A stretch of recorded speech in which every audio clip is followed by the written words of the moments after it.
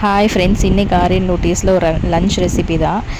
ஏதோ 2-3 டேஸாக ஆரிக்குட்டி வந்து அது வேணும் இது வேணும்னு சொல்லி கொஞ்சம் அடம் பிடிச்சிட்ருக்கான். ஸோ இன்றைக்கும் வந்து இதுதான் வேணும்னு சொல்லி காலையிலே சொல்லிட்டு போயிட்டான். ஸோ இன்றைக்கி எங்கள் வீட்டில் வந்து சாப்பாடும் எக் குருமா தான் பண்ண போகிறேன். நான் வந்து குழம்பு மாதிரி கொஞ்சம் பண்ண போகிறேன். சாப்பாடில் வந்து ஊற்றி சாப்பிட்ற மாதிரி கொஞ்சம் தண்ணியாக வைக்க போகிறேன். இதே சப்பாத்தி தோசைனா அதுக்கு வேறு மாதிரி செய்வேன். அந்த வீடியோ வந்து உங்களுக்கு நான் இன்னொரு நாள் செய்யும்போது போஸ்ட் பண்ணுறேன். ஸோ இதுக்கு என்னென்ன வேணும் அப்படின்னா, சீரகம், குருமிளகு, பச்சை மிளகா, தக்காளி, வெங்காயம், சீரகம் அது எல்லாத்தையும் நான் வந்து எண்ணெயில் ஊற்றி வதக்கிக்கிறேன். ஸோ அதை நல்லா வதங்கினதுக்கப்புறமா அதை வந்து ஒரு பேஸ்ட்டாக வந்து நம்ம அரைக்க போகிறோம். அது இல்லாமல் தேங்காய், கேஷ்யூ, கசகசா போட்டு நான் ஊற வச்சுருக்கேன். அதையும் வந்து செப்பரேட்டாக ஒரு பேஸ்ட்டாக நம்ம அரைக்கணும். அதுக்கப்புறம் நம்ம உங்களுக்கு எவ்வளோ எக்கு வேணுமோ அதை வந்து நீங்கள் ஃபஸ்ட்டே வந்து பாயில் பண்ணி வச்சுக்கோங்க. நான் வந்து இன்றைக்கி ஒரு 5 எக்கு வந்து யூஸ் பண்ணியிருக்கேன். இந்த வதக்கினதில் வந்து வெங்காயம், தக்காளி, பூண்டு, இஞ்சி, பச்சை மிளகா, குருமிளகு, சீரகம் இதெல்லாம் தான் நான் போட்டு வதக்கி வச்சுருக்கேன். ஸோ இதையும் நம்ம பேஸ்ட் மாதிரி எடுக்க போகிறோம். அதுக்கப்புறம் ஆயில் ஊற்றிட்டு நம்ம யூஸ்வலாக போகிற மாதிரி பட்டை, சோம்பு, கிராம்பு, பே லீவ்ஸ் இது எல்லாத்தையும் போட்டு கொஞ்சம் ஃப்ரை ஆனதுக்கப்புறமா ஒரு பெரிய வெங்காயம் வந்து நான் கட் பண்ணி வச்சுருக்கேன். அதை வந்து போட்டு ஃப்ரை பண்ணிடலாம். அது கொஞ்சம் ஃப்ரை ஆகணும், நல்ல ப்ரௌனிஷாக ஃப்ரை ஆனதுக்கப்புறம் இதை வந்து நான் பொடி பொடியாக கட் பண்ணல. ஏன்னா எக் குருமா அந்த மாதிரி எக் கிரேவியெல்லாம் பண்ணும்போது வெங்காயம் வந்து நீங்கள் இந்த மாதிரி நீளமாக கட் பண்ணிங்கன்னா அது ஒரு டேஸ்ட் இருக்கும். ஸோ பொடியாக கட் பண்ணிங்கன்னா அது டேஸ்ட் வேறு மாதிரி இருக்கும். இதுக்கு வந்து நான் இந்த மாதிரி கட் பண்ணியிருக்கேன். இது நல்லா ஃப்ரை ஆனதுக்கப்புறமா கொஞ்சம் இஞ்சி பூண்டு பேஸ்ட் வேணால் போட்டுக்கலாம். நான் போடலை, ஏன்னா நம்ம மசாலா அரைச்சதுலேயே இஞ்சி பூண்டெல்லாம் நம்ம ஆட் பண்ணியிருக்கோம். ஸோ நான் அதனால் போடலை. இது நல்லா ஃப்ரை ஆனதுக்கப்புறமா கொஞ்சம் கருவேப்பிலை போட்டுக்கோங்க. அது கூட நல்லா ஃப்ரை ஆகட்டும். இது ஃப்ரை ஆனதுக்கப்புறமா நம்ம தக்காளி, வெங்காயம்லாம் போட்டு அரைச்சி பேஸ்ட் பண்ண பேஸ்ட்டை வந்து இந்த வதங்கின இந்த வெங்காயத்தை கூட நம்ம வந்து ஆட் பண்ணிக்கலாம். ஸோ இதை ஆட் பண்ணதுக்கப்புறமா அது கொஞ்சம் கொதித்ததுக்கப்புறமா நம்ம தேங்காய் தனியாக அரைச்சி வச்சுருக்கோம்ல, ஸோ அந்த பேஸ்ட்டையுமே நம்ம இது கூட ஆட் பண்ண போகிறோம். இந்த பச்சை வாசம் போகிற வரைக்கும் கொஞ்சம் இந்த மசாலாவை வந்து நல்லா மிக்ஸ் பண்ணிக்கணும். இது மிக்ஸ் பண்ணி கொஞ்சம் கொதித்ததுக்கப்புறமா நம்ம அரைச்சி வச்ச அந்த தேங்காய் பாலையும் வந்து தேங்காய் பேஸ்ட் அதையும் வந்து நம்ம இது கூட போட போகிறோம். ஸோ இதையும் போட்டு உங்களுக்கு எவ்வளோ தண்ணி வேணுமோ அந்த மாதிரி தண்ணி ஊற்றிக்கலாம். நான் வந்து இன்றைக்கி ஒரு பெரிய கிளாஸில் ஒரு 2.5 கிளாஸ் தண்ணி ஊற்றினேன். அது நல்லா கொதித்ததுக்கப்புறமா நம்ம பாயில் பண்ணி வச்சுருக்க எக்கை வந்து நான் ஒரு 4 சைட் கட் பண்ணி போட்டிருக்கேன். ஏன்னா அந்த குழம்போட இது எசன்ஸ் எல்லாம் உள்ளே அப்போ தான் நல்லா வந்து ஃபில் ஆகும். நீங்கள் கட் பண்ணாமல் போட்டிங்கன்னா அந்த உள்ளுக்குள்ளே அந்த கிரேவியோட இதில் டேஸ்ட்டெல்லாம் உள்ளே போகாது. ஸோ அதனால் நீங்கள் வந்து சைடாக 4 சைடும் 4 கட் பண்ணி நான் போட்டிருக்கேன்.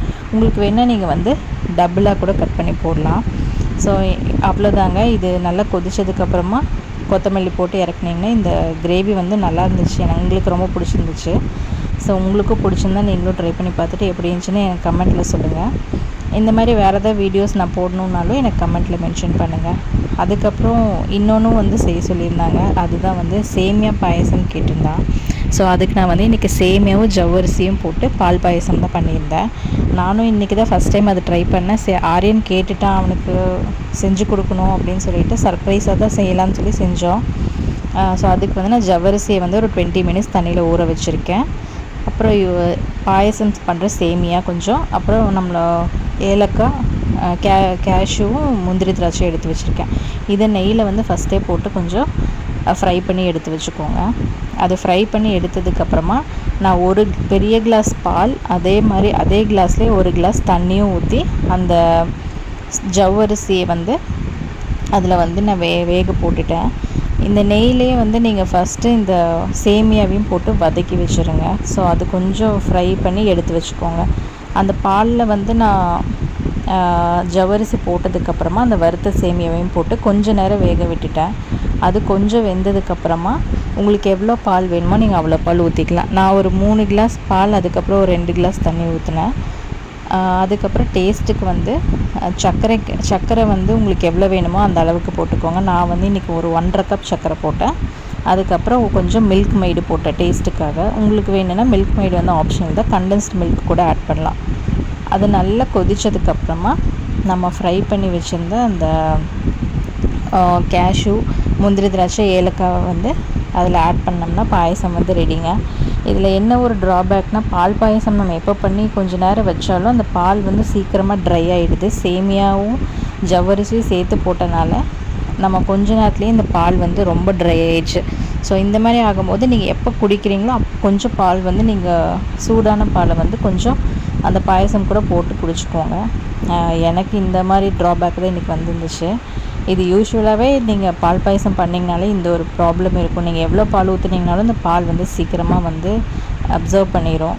ஸோ இந்த மாதிரி ட்ரை ஆகிடுச்சுன்னா நீங்கள் எப்போ குடிக்கிறீங்களோ அப்போ அந்த கிளாஸில் உங்களுக்கு வேணுங்கிற அளவு கொஞ்சம் பால் ஊற்றிட்டு அதுக்கப்புறம் இந்த பாயசமும் போட்டு குடிச்சிங்கன்னா டேஸ்ட் நல்லாயிருக்கும். இவ்வளோ தாங்க லன்ச் வீடியோ. ஆரிக்குட்டிக்கு ரொம்ப பிடிச்சிருந்தது லன்ச்சு. உங்களுக்கும் இந்த வீடியோ பிடிச்சிருந்தா மறக்காமல் லைக் பண்ணுங்கள். ஆரியன் லூட்டீஸ் சேனலை வந்து சப்ஸ்கிரைப் பண்ணிக்கோங்க. இதே மாதிரி வேறு எதாவது டிஷ் பண்ணும்போது உங்களுக்கு நான் அப்லோட் பண்ணுறேன். ரெகுலராக எங்கள் சேனலை ஃபாலோ பண்ணி என்னோடய வீடியோஸ் எல்லாம் பார்க்குறவங்க எல்லாத்துக்கும் ரொம்ப தேங்க்ஸ். இதே மாதிரி எங்களுக்கு சப்போர்ட் பண்ணிகிட்டே இருங்க. இதே மாதிரி நிறைய வீடியோஸ் இந்த ஆரியன் லூட்டீஸில் நான் போஸ்ட் பண்ண போகிறேன். குக்கிங் வீடியோஸ் மட்டும் இல்லை, ஆரியன் ரிலேட்டட் வீடியோஸ் இல்லை வேறு ஹெல்தி பியூட்டி டிப்ஸ் எதுனாலும் நான் வந்து இந்த சேனலில் தான் நான் வந்து போஸ்ட் பண்ணுவேன். உங்களுக்கு பிடிச்சிருந்தா மறக்காமல் அந்த வீடியோஸையும் பார்த்து ஃபாலோ பண்ணிக்கோங்க.